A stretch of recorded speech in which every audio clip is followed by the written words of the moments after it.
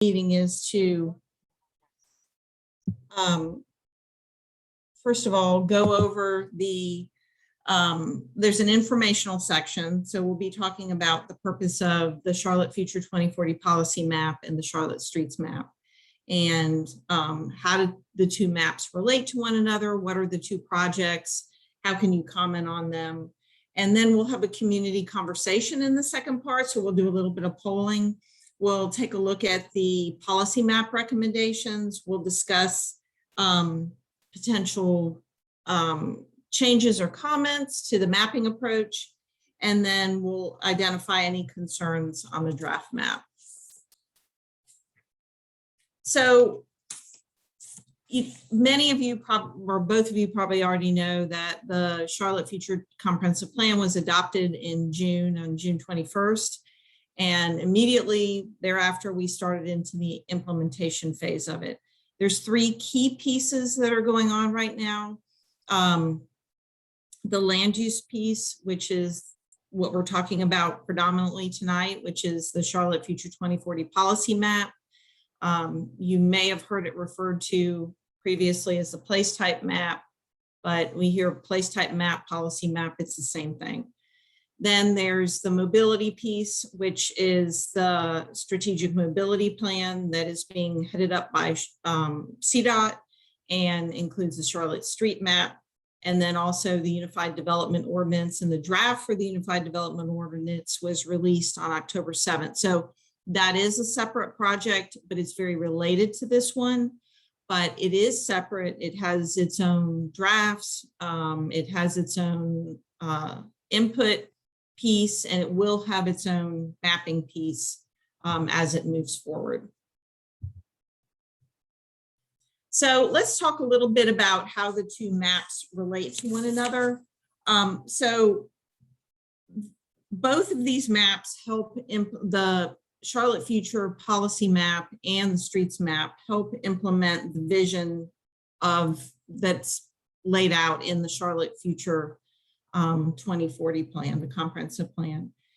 And they'll both accomplish this by informing how we look at our built environment over time. So the policy map talks about the land use piece, and the streets map talks about the mobility piece, and both of those are interrelated. So over the past 20 years, Charlotte has increasingly linked mobility and land use planning together because one informs the other and they're very interrelated. So this is just kind of furthering that goal. So what are the two draft maps? So before we talk about the Charlotte Future, the streets map, what does make a street? So in this example here, this is what we would call a street cross section. And so if you read it left to right, you can see there's center space. And this varies over time. So when we talk about a street, we talk about really the travel lanes, but then in addition to that, there's kind of building face to building face. So the center part is what's shown here, and not every street will have this, but it could be different things that would happen in the center space. So there could be turn lanes, there could be medians, there could be planting strips, all of those things. So really it's dictated by how much width there is. The travel lanes, that's pretty self-explanatory. I mean, every street is going to have travel lanes. And then you see bike facilities. Not every street has that, but if the width is there, that's something that we want to be able to provide. Curb and gutter, that's kind of something people overlook or think of as a mundane thing, but it's very important. So that's accommodated on all of our streets. And then what we would call an amenity zone or a planting strip, and that varies as well. And then pedestrian facilities. So that's your sidewalks, and those can vary in width.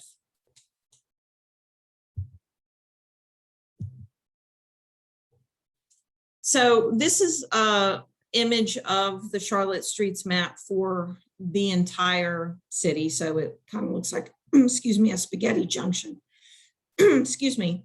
And it's the map vision for the future multimodal street network. And it not only is linked to the policy map, but it is also very much linked as an implementation tool to the Unified Development Ordinance. And it shows all the expected, options for the cross section for all of the arterials. So it's street classification, how many lanes, are there bike facilities, what is the cross section that I just showed previously, what does that look like? And you can comment on this in addition to commenting on the policy map online. And there are some videos that can help you with this if you find it confusing that we can post in the chat.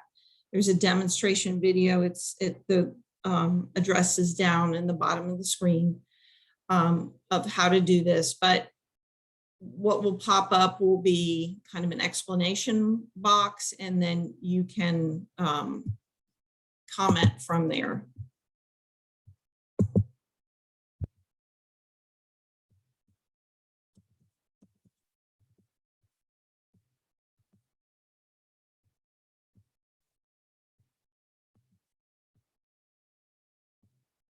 Oops, excuse me. So let's talk a little bit about how the 2040 policy map was developed. It's a three-step process. The first step was mapping the existing development policies. I'll talk a little bit more about each of these things in a minute. The next was adopting policies that exist today. So if we didn't do anything and we just translated our existing land use policies for the future, so future land use recommendations into place types, what would that look like? And then mapping the future policies, adding in what was recommended in the Charlotte Future 2040 plan. So place types really are not that different from land use recommendations, but they build in more guidance in terms of not just looking at development in terms of the two-dimensional land use recommendation, what is the use of this property going to be? It also builds in guidance for what does that look like on the ground? So what are the mix and the proportions of those uses? What's the building form look like? What's mobility and parking look like? Open space. It also recognizes that for example, neighborhoods are not just residences. There's also churches and schools and parks and all of that that make a neighborhood complete.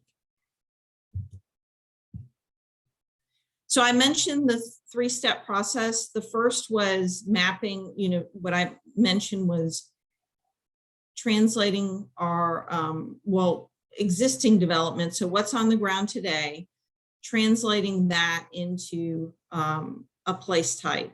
And so this is a reference only map. I think folks get confused by that sometimes, but it's just taking what we would do in a small area plan with an existing land use map. It's just translating that into place type. So this is a reference piece.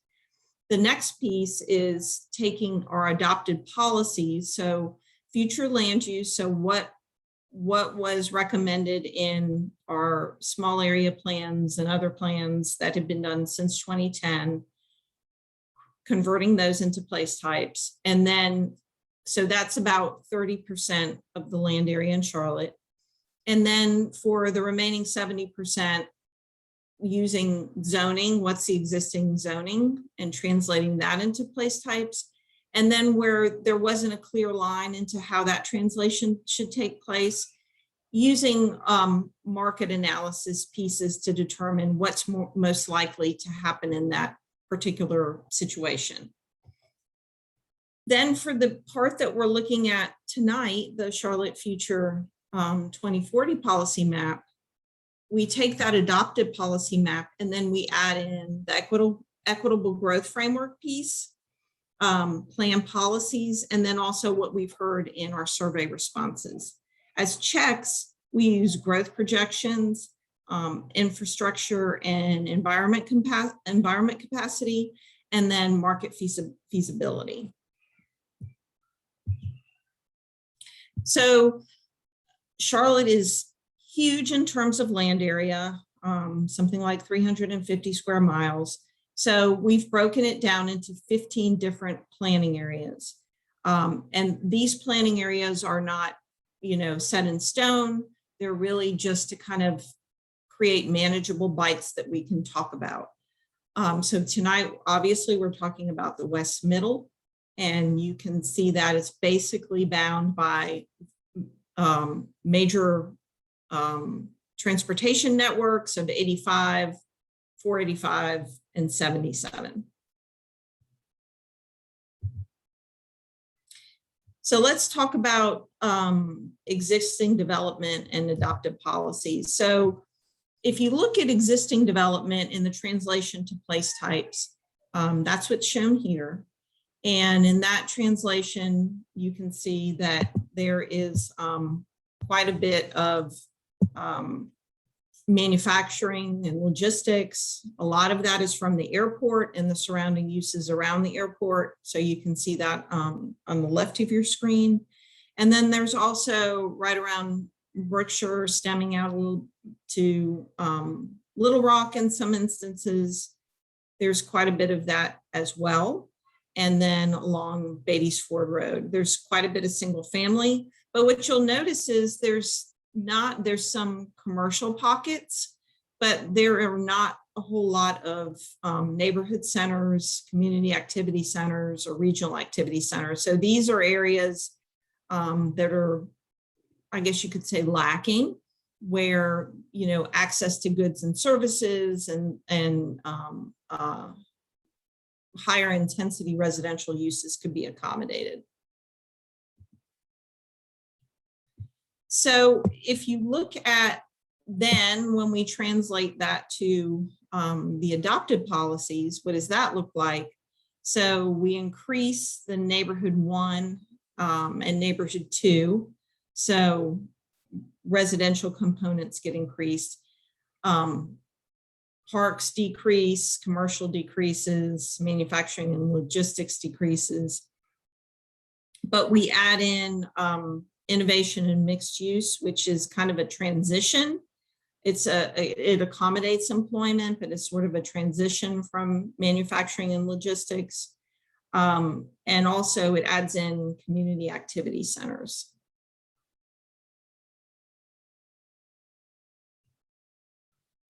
So let's talk for a minute about, we'll walk through the Charlotte Future 2040 recommendations in terms of our preservation policies.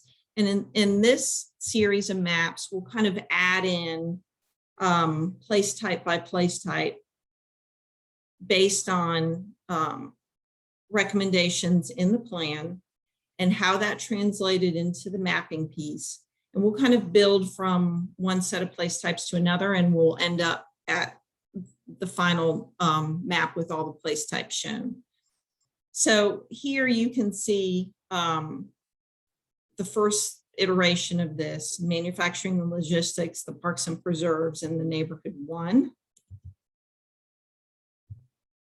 And then, so using those policies, what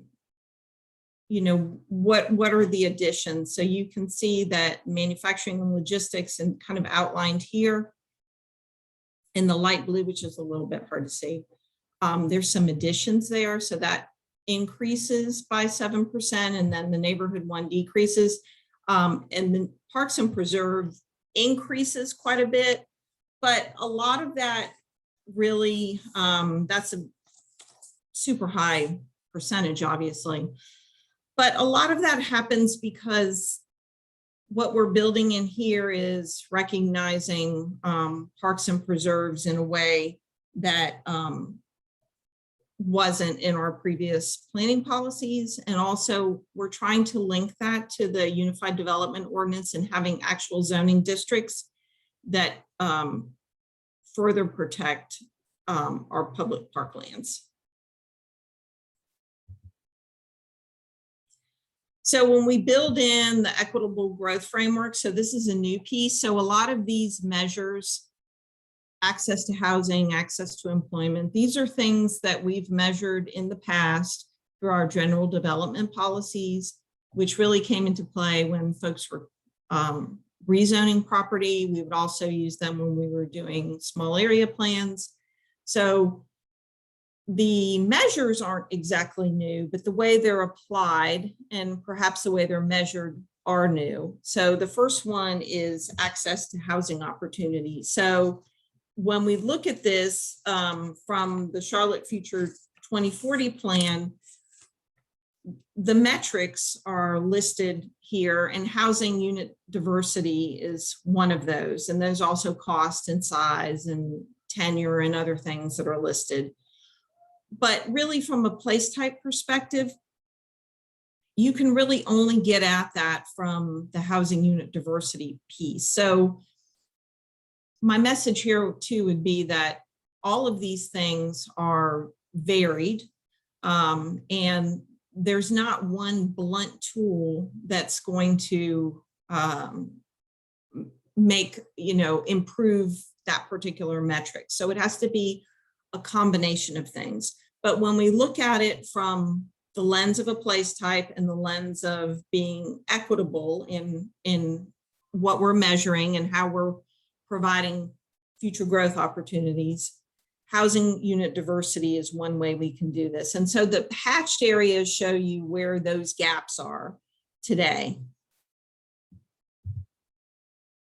And then in terms of how we fill those gaps, neighborhood 2, which is providing a little bit more intensity of residential and development, is one way that you can fill that gap. So you can see here the orange areas, that's where that is happening.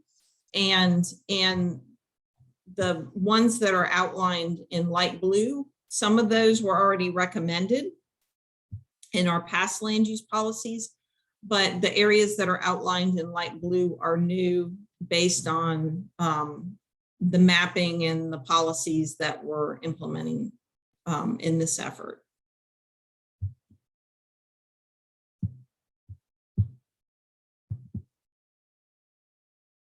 And so this shows you with neighborhood 1 with the kind of building, like I said earlier.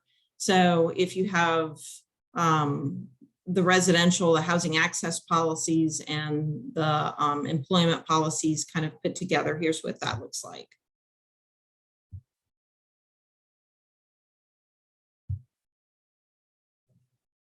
So employment access, again, there's a lot of things that are measured to determine, what is employment opportunity, and place types really can get at it through employment in the commute shed. So that's what we're measuring here, and that's what we're addressing. And the hatched area shows you where the gaps exist as far as this particular measurement goes. And so one way getting at that is by adding campus, which campus is not only like what you would think of as like a educational campus. There's employment campuses, and there's a acreage threshold that defines the size of a campus. And then innovation and mixed use, which is areas that are transitioning maybe from something that might have been manufacturing and logistics and may provide more of a mix of uses, but still have an employment component. So you can see here that the campus went down a little bit, but the innovation and mixed use more than balanced that out. And, there wasn't any. And so you see that very high percentage increase. And then the areas that are outlined in light blue, for for example, right here near the airport, you can see where those uses were added. And so if we now build our map in our progression, we can see this is what it looks like at this point. So the next one would be access to essential amenities, goods, and services. So again, what we would be measuring here in terms of the equitable growth framework, proximity to childcare, parks, community facilities, food, healthcare, financial services, internet. So these are all things that we've measured and that are in the equitable growth framework. But the ones that we can really get at from the place type perspective are fresh foods, healthcare and pharmacies, and financial services. So you can see again here in the hatched areas where those gaps are. And then a way to get at that is adding the uses that are seen on the right. So commercial, neighborhood center, community activity center, and regional activity center. So this particular area had commercial. It did not have really any neighborhood centers. It had maybe a little bit of a community activity center, not much at all, and then did not have a regional activity center. So you can see by the outlined light blue areas that there were basically the biggest addition is you see a decrease in the commercial, which is more of a vehicular oriented, service use, and at the addition of a bunch of centers. So centers can not only accommodate those goods and services, but they can also accommodate higher intensity residential uses as well. And so if we look at the map, then the recommended place types altogether, this is the mix that you get. So we've talked about a little bit of a decrease in the neighborhood 1, a slight increase in neighborhood 2, which is a little higher intensity, an increase in parks and preserves. Commercial decreased a little bit, but then that was kind of accommodated by the addition of the centers, neighborhood centers, commercial centers, and regional activity centers. And then the addition of innovation and mixed use, and manufacturing and logistics went up a little bit as well. So another piece that we've added, and this is new, so I mentioned that in the past we have measured the other metrics that I was talking about, so access to goods and services, and to some extent housing access, and then employment.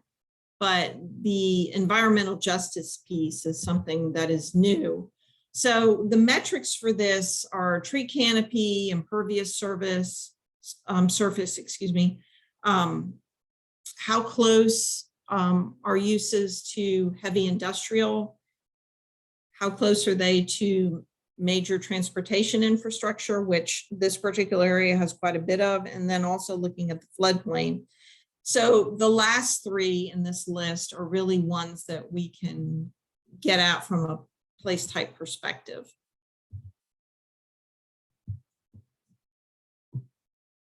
And here you see where those gaps were. And to some extent, it's really the mix, or really we're trying to get at this from place type perspective as buffering. So where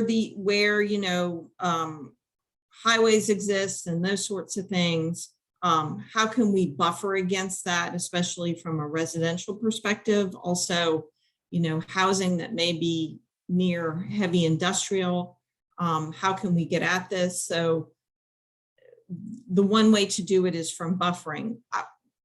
But the kind of drawback to that is that we have a lot of existing development. So in some areas, there's not a lot that can be done in terms of just buffering in terms of the place type.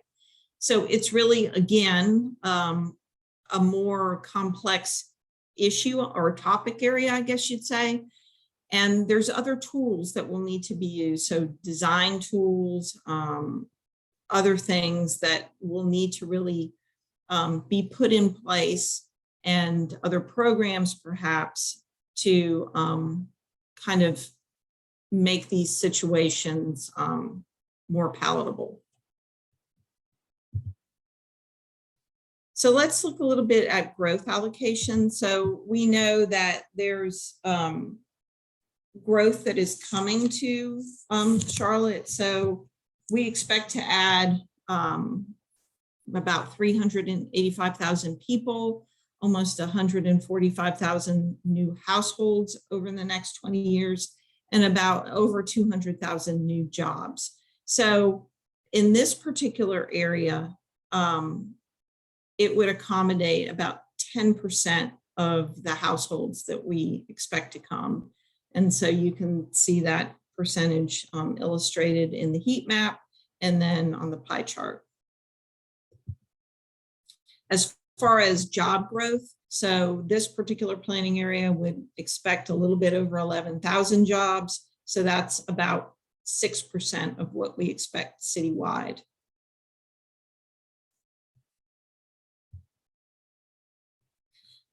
So now we'll move into the community conversation piece, and we're going to do that in a couple of ways. We have a couple of activities for you to do. So, you know, we're collecting community feedback on really the mapping approach. So this is a little bit different from how we've done planning in the past, which was really looking at more like parcel specific, and again, the sort of two-dimensional tool of land use. So from the place type perspective, it's a more holistic approach in that place types are broader and accommodate a variety of different uses. They have the design component to them in terms of a little more predictability in terms of, you know, what's that look like on the ground from a design perspective. And then very importantly, they have specific zoning districts that are tied to particular place types that are designed to specifically implement them. So what we're talking about tonight, so in that respect, the mapping that we're doing is really a more holistic approach citywide. So what steps could be added to our mapping approach, or what are adjustments that you feel like would need to be made to better align what's recommended in these maps and what I've shown here tonight for this particular area with the comprehensive plan?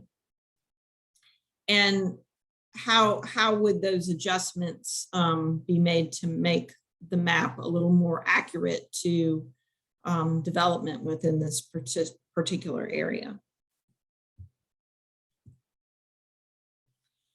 And again, if we look at the elements that we just went through and we looked at mapping wise, you know, so those were, and these are goals that are outlined in the comprehensive plan. Those goals were built from community input that we received during the planning process, which was almost a 2-year process. So feedback from the community that we heard went into developing those goals. So we heard a lot about preserving our established neighborhoods, parks and preserves, improving access to housing diversity, access to jobs, access to goods and services, and mitigating environmental justice impacts. So the question there is, in terms of preserving established neighborhoods, parks and preserves, does this align? Does the mapping piece align with that particular goal of protecting our community assets? In terms of housing diversity, one way of getting at that is, again, the neighborhood 2, which provides for a higher intensity of residential development in areas that have low access to housing opportunity. Is that a good approach for including increasing diversity in the future? Improving access to jobs. campus and innovation mixed use. That's one tool that we're using to do this, and is mapping activity centers in areas with low access to goods and services. So in this particular area, there really were no centers. So that was a real gap. So is what the mapping approach is doing, is that, in your opinion, meeting that goal for this particular area? And how important is it to explore additional tools to further mitigate environmental justice impacts in the community area planning process? So I see that you all have already figured out that there's a poll for you to do this. So I see that you both agree with this particular, these particular policies.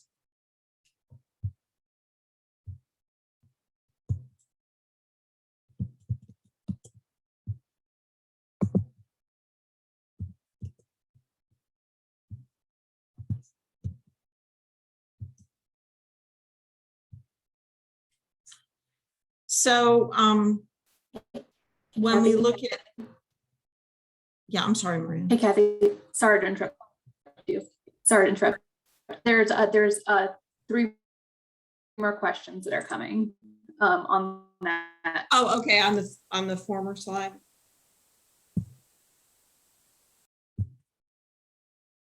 To follow. Adding the next polls. Yeah, just yeah. So there should be a.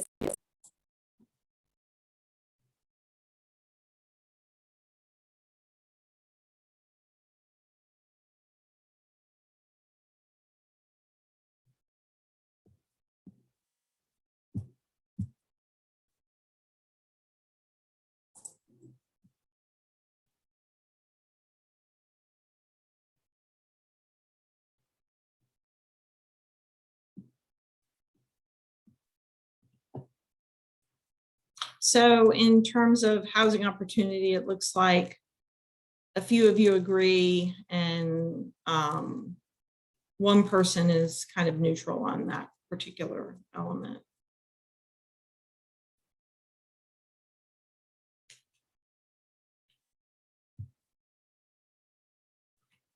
So let's see on job opportunities. So mapping campus and innovation mixed use.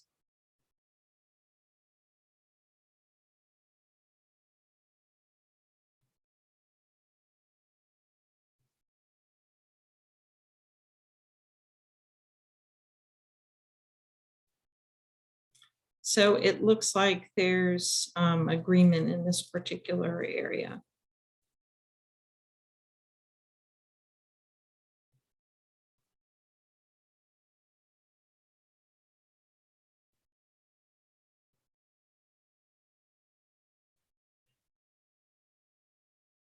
So the access to goods and services, mapping activity centers.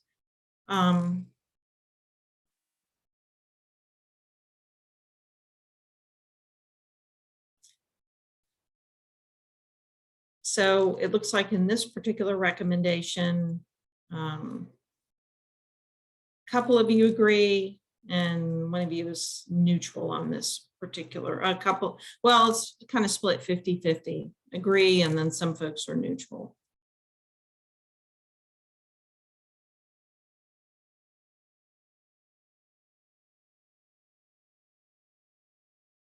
And then looking at environmental justice impacts. Do we need to explore tools, additional tools to further mitigate these impacts during the community area planning process? And everybody feels like this is very important.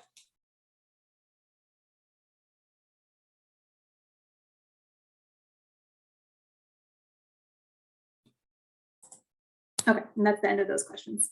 Okay, So launch the next one. Oops, excuse me. So, oh wait, I'm sorry. No, there's one more for the previous slide okay, for manufacturing and logistics. Well, I think there's another series for these, right? So manufacturing and logistics. So one goal in the plan that is to preserve existing manufacturing and logistics areas. So is this something that is important or to you, or should we reconsider this? So it looks like quite a few of you think that it's important to consider repurposing manufacturing and logistics, and one person thinks that it's important to preserve.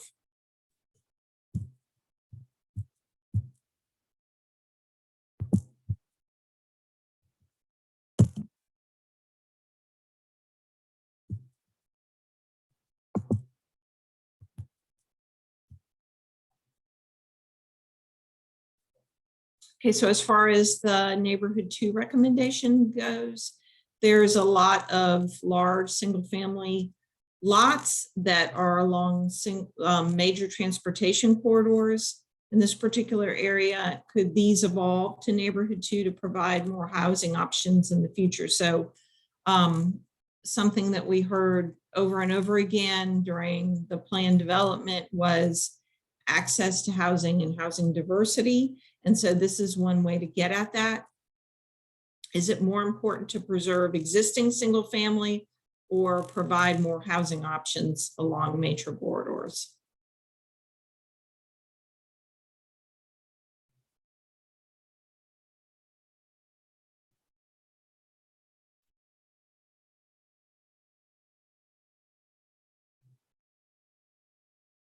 So it looks like a couple of you feel like it's important to provide more housing options, and then a couple of you think or don't have an opinion or are neutral on the particular issue, and then one of you feels like it's more important to preserve existing single family lots.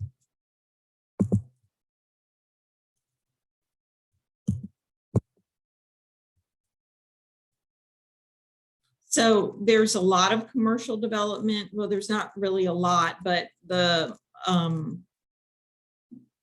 I'd say the goods and services opportunities in this particular area right now are commercial development and are more auto oriented. So how important is it that commercial places evolve into neighborhood activity centers? And in this particular area, not only neighborhood activity centers, but commercial and regional activity centers.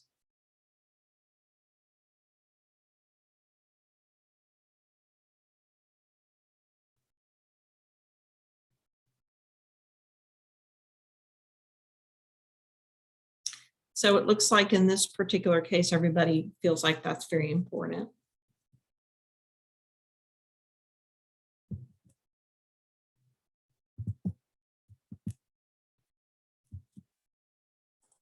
Hey, Kathy, there's a comment in the chat. I'm not sure if you saw that, but Joshua said, in my area, we have a development that would be built under neighborhood 2 at the entry, and it becomes neighborhood 1 inside the community. A concern my residents have expressed is someone buying up 2 to 3 homes and redeveloping it into a larger property wedge in between 2 single family properties. Any feedback on how the plan views this? Yeah, so if in this particular area, and I'd have to look, we'd have to look more in detail about exactly where you're talking about, and you can certainly make those comments in the online mapping tool. But I would say predominantly in this area, the existing single family areas are preserved. And as neighborhood 1 does allow for duplexes and triplexes. But the more intense development in neighborhood 2 is really along the edges and along the major thoroughfares. So I don't think it would be encroaching on the neighborhood in the way that somebody buys up 2 or 3 lots and then builds something that is what you would typically consider to be multifamily. So I would say that it's it's built in that way. And hopefully that answers your question. Oops. Sorry about that.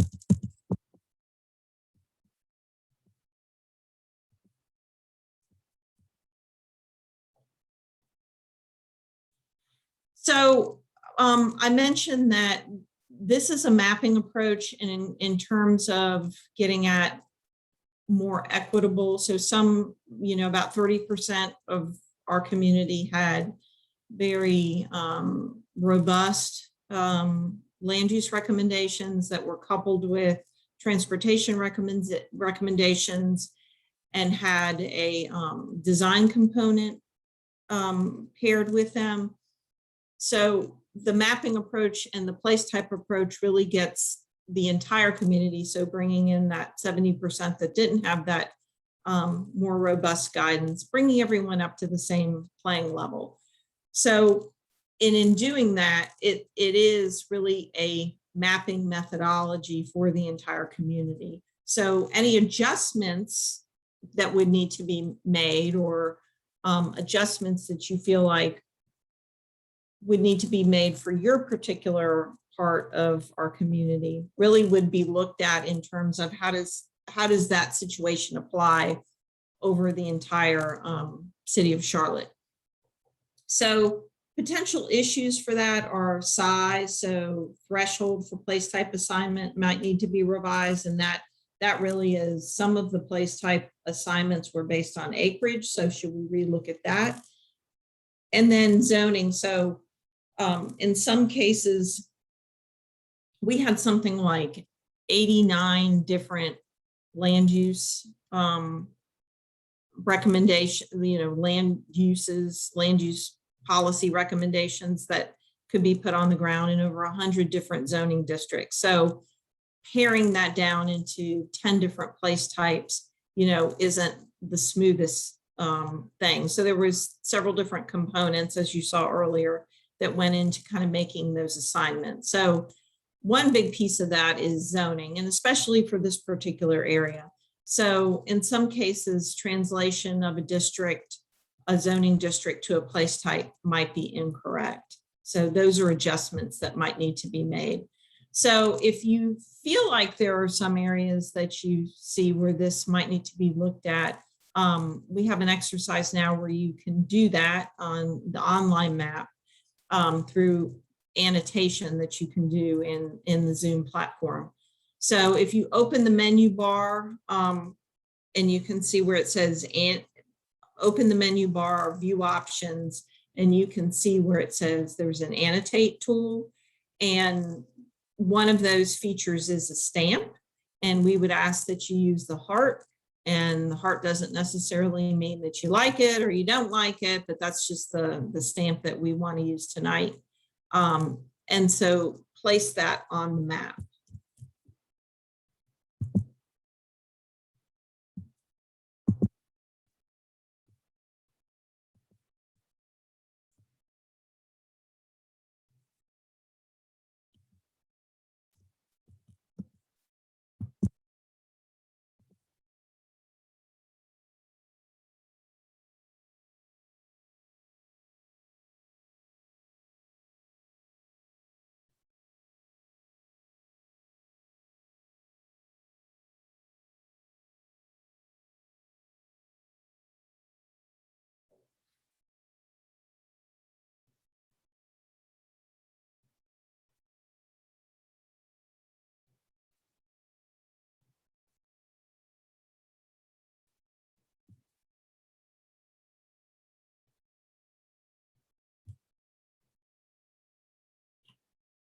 So does anyone have any issues? I'm not seeing any with the stamp. Or if you're having a problem using the tool, just let us know that too.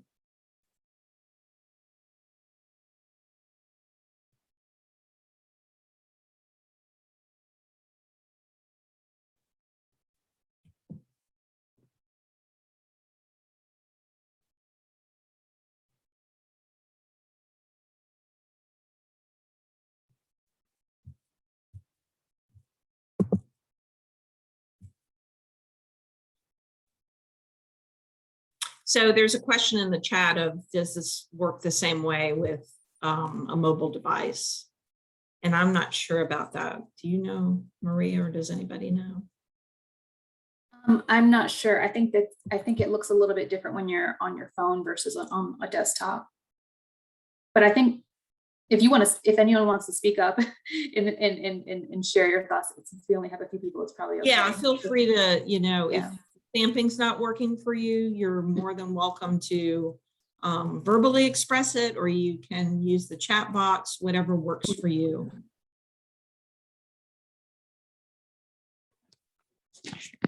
Hey, Kathy, it's Kiva. Yeah, I don't see, how you doing? I don't see the annotate or how to get to that menu on my cell phone. I was transitioning from car to home, and I'm home, but earlier today I was on my iPad and I also didn't see it there. So I'm wondering if this applies, those instructions were different for desktop versus mobile device. Yeah, so on the if you're using a computer, it's like the same area where your chat and all of that would be. Like if you go there, it comes up and it says annotate. So I don't know, I haven't tested it on a mobile device. We'll have to do that. So where your chat and your participants and all that kind of stuff would be, and your mute and your video, that's where it is. But I'll need to test it on the mobile device. I didn't think about that. Kathy, this is Mark Laughlin. May I ask a question, please? Yeah, sure. Okay, I put 2 hearts on kind of on the residential neighborhood 2 parts up near Wilkinson, 485, up that way, kind of not necessarily pointing them out, but my question goes into, and it's kind of a general question about the airport and the noise and how that was factored in to the increase of density, like more towards the neighborhood 2 type things. And it was consideration also played into the fact that there will be a 4th runway. So there will be noise increases and different patterns of dispersion of noise. Just an idea. You may not be prepared to comment on that, but I just wanted to make sure that where we're putting these neighborhood 2s, they don't fall directly under a new contour type thing. That's kind of it. Yeah, thank you, Mark. That's an excellent comment. And I'm glad you mentioned that too, because not all of the comments we have an answer for tonight. And that's not really the purpose of it. It's really just to hear feedback. And so the noise contour piece, we typically factor that into our land use policies. We will go back and check that. That's a great comment. And we do have folks from the airport on our interdepartmental team. So they've seen this map and commented on it. All of our interdepartmental team did prior to us releasing it to the public to kind of get at issues like that. But that is definitely something we'll need to double check on. And I'm very glad you brought that up. Thank you. Thank you. And it also applies also to Southwest going down towards, especially down that way. Thank you. Right. Yeah, and I know that additional runway has adjusted the noise contour, so we will definitely take a look at that. Okay, thank you. Thanks. And I see some hearts that are down outside of the area that we're looking at, and I also see some that are down near Beatty's Ford Road as well. So if you'd like to make comments about those, and you're more than welcome to do that verbally and unmuting yourself, or you're more than welcome to do that in the chat. It's Kiva again, Kathy. So that circled purple area, I attempted to use the edit tool. Sorry, Right here. Yes. So that green area right there is Sunset Hills Golf Course. And that literally borders my house. So I'm unincorporated. I'm just wondering how manufacturing logistics got there. I don't know if that would be accurate. yeah, so that's a possible edit or change. Yeah, thank you for that comment. So we've heard a lot in terms of the manufacturing and logistics. I mean, not just for this particular area, but overall. And a lot of it comes from the goal of preserving manufacturing and logistics. So that is definitely in terms of the methodology for the map, something that we're going to have to go back and take a look at and figure out how to make some adjustments. It's maybe a little bit too blunt right now. It needs to have a little more nuance applied to it. So we will definitely take a look at that. And thank you for bringing that to our attention. Yes, ma'am. Were there any comments? I'm just curious about Beatty's Ford near 485. There's a couple of hearts near the campus and the neighborhood 2 that's recommended there. I mean, you definitely let me check the chat, but you know, you don't have to, but I would love to hear more thoughts on that.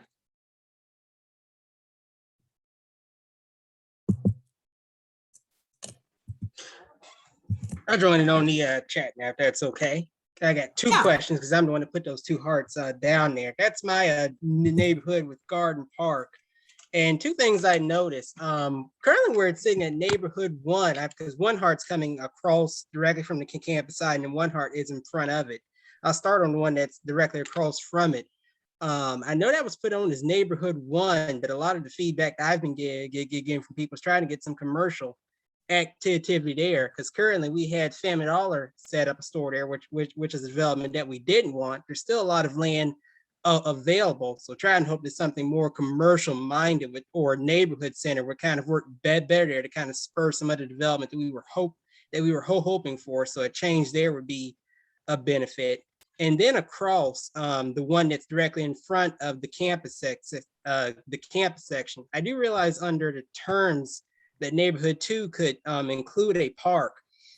But I did notice that Macquarie YMCA and Firestone Park, I know they're large in size. I don't know the threshold for size went into play, but I do know our neighborhood park didn't get a park and rec status. And that's I know it's unlikely for it to ever be developed for housing, but I know that would kind of put a lot of neighbors' ease in mind for that to kind of be in the green section, because there was some talk at some point in time about rural Orleans, which is right in front of that section, expanding, and some of the park might get ate up by that. So so trying to see that going back to green would be a benefit for us. So just those 2 points I noticed. Okay, yeah, thank you for that. And so as far as the parks go, so what we would consider what park and rec, and I can't remember the acreage thresholds off the top of my head. I'm going to say 3 to 5 acres for a neighborhood park.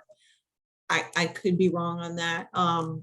Those typically are shown as neighborhood 1 because those are, like you're saying, part of the neighborhood. So we could potentially, I'd have to look at the zoning districts, but it could potentially be applied to that, but we'll definitely take a look at that. So thank you for bringing that up. Because I know under the current plan, it would go to a neighborhood 2. And like I say, that part that we were looking at as far as commercial would stay under a neighborhood 1. So just some proposed changes there. Okay. Thank you very much. Are there any other comments that anybody wishes to share?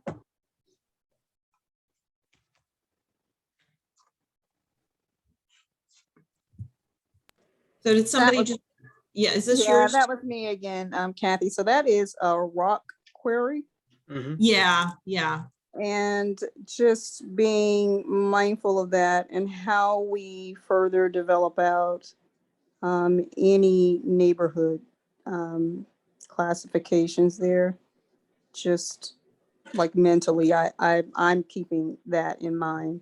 So are you again, having like buffering in mind there? Is that kind of what your thought is between I don't know if buffering would fix this issue, but when I first moved to this area, there were a couple of neighborhoods with HOAs who were complaining that every time that there was a good bit of activity in this quarry, it would bust water lines underground in their neighborhoods. That is an ongoing issue that some Mhm. HOAs are in battles with Charlotte Water about, and especially in your unincorporated areas. So it's just something that, mentally, as I'm kind of scanning the area, just something I'll keep in mind. Yeah, so I'm thinking like this particular area here, like a larger area, is not in the city.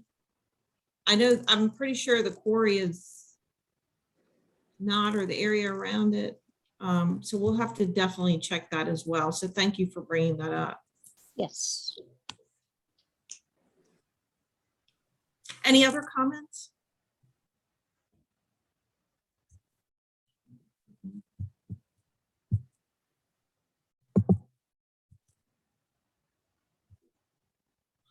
So all our little hearts remained here, but next steps. So we are doing these community conversations. This is actually, if you haven't noticed by some of the clunkiness of it, these are our first ones today.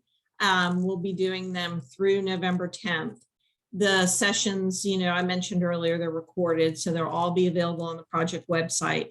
Then we have makeup sessions that are scheduled throughout phase 2, and those are on the weekends and other times where it may be more convenient for some folks. And also those are not particular area focused. So those are other opportunities if you think of something else, or you just want to come back and make some other comments. And then you're welcome, of course, to attend as many sessions as you are interested in.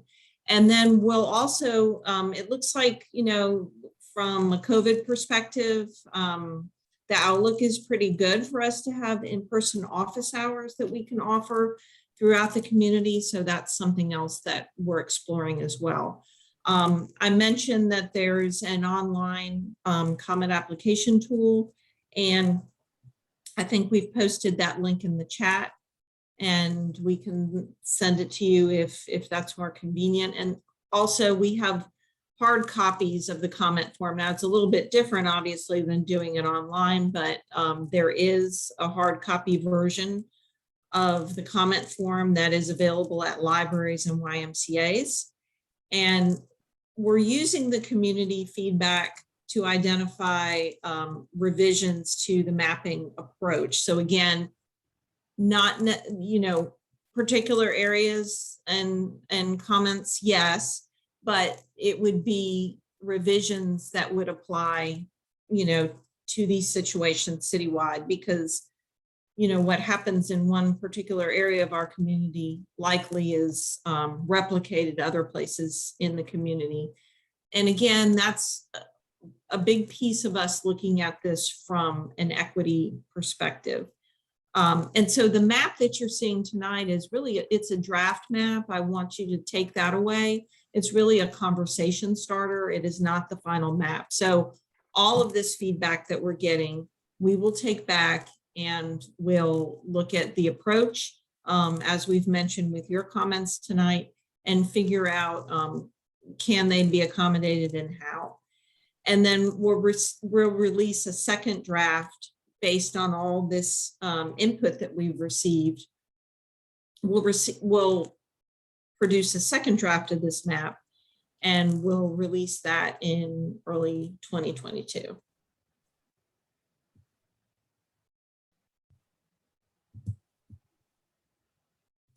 So with that, that ends our presentation for the evening. And if there's no further questions, thank you very much for participating, and please check out the online mapping tool. And all of that is posted in the chat, and it's also accessible on our project website at charlottefuture2040.com. Thank you all. Thank you for your time this evening. Thank you. Thank you.